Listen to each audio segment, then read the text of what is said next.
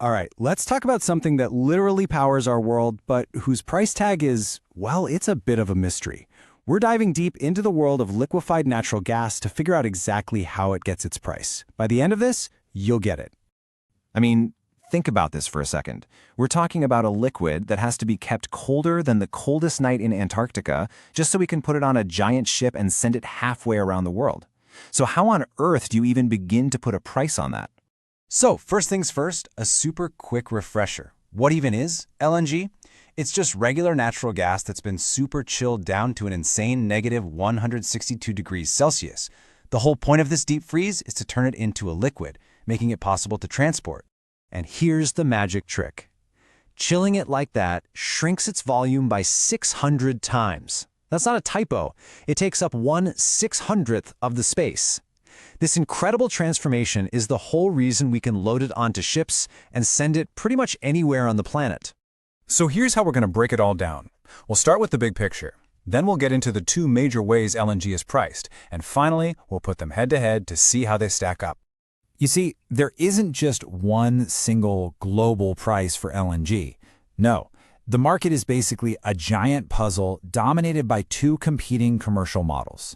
And these two models are what determine the final cost for pretty much everyone. First up, let's talk about the old guard, the big one, especially over in Asia. This model ties the price of gas directly to the ever-changing, always-moving price of crude oil. The basic thinking here, for a long time, was that LNG was a substitute for other oil products, so it just made sense that its price should follow oil's lead. This is why you see so many long-term contracts, especially in Asia, that peg the LNG price to a big oil benchmark like Brent crude. Now, how does the formula actually work? Well, think of it like a three-step recipe. First, you take a percentage, or a slice, of the oil price, that's called the slope. Then you add a little extra fixed amount on top, that's the constant. And finally, and this is absolutely crucial, you check if the result is inside a pre-agreed range protected by a floor and a ceiling. So let's see what this looks like in the real world. Imagine the oil market takes a nosedive. How do these price cards actually work to protect the seller? Let's just say the price of Brent crude has tanked, and it's sitting at a low of just $20 a barrel. Okay, so we run our little formula. 14% of that $20 plus our 80-cent constant. The calculator spits out a price of $3.60 per MMBTU, which is just the standard unit we use to measure the energy. But wait, the contract has a safety net for the seller, a floor set at $5. Since our calculated price of $3.60 is below that floor, the final price gets automatically bumped up to $5. The seller is protected from the crash.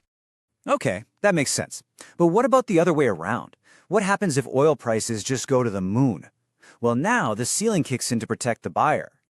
Let's say Brent skyrockets. We're talking $120 a barrel now, a massive spike. We plug that into the exact same formula, and wow, we get a much higher price, $17.60. But remember that other safety net, the one for the buyer? Our contract has a $15 ceiling. Because our formula price is way above that cap, the final price gets pushed down to $15. It shields the buyer from that extreme spike. Okay, so that's one way of doing things. Now let's completely switch gears and look at a totally different philosophy, one that's become dominant in the United States. It's called the gas-indexed, or tolling model. The best way to think about this is that the cost of the gas itself is completely separate from the service of liquefying it. Here, the buyer actually brings their own gas to the LNG plant and just pays a fee, like a toll on a highway, to get it chilled into a liquid. The formula here is actually a lot simpler. You just calculate the gas cost, which is a percentage of a natural gas benchmark. The big one in the US is called Henry Hub, and then you add on that fixed fee for the liquefaction service. That's it. So let's run the numbers. Let's imagine the Henry Hub price for natural gas is really low, sitting at just $1.50 per MMBTU.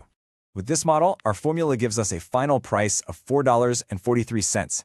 But here's the absolute key difference. There are no floors, no ceilings, no safety nets. So if the Henry Hub price were to jump to, say, $4, your final price would shoot right up to $7.30. You are completely and directly tied to the gas market. And this quote just says it all, doesn't it? It's the fundamental trade-off. With the tolling model, you gain a ton of transparency and flexibility, but you take on all of the risk. You are fully exposed to the wild swings of the gas market. So, at the end of the day, we have two really different ways of thinking about pricing LNG. Let's put them side by side in a final showdown and really highlight what makes them different. This table just lays it out perfectly. On one side, you have the oil indexed model, benchmarked to oil, focused on stability with those floors and ceilings, and really popular in Asia.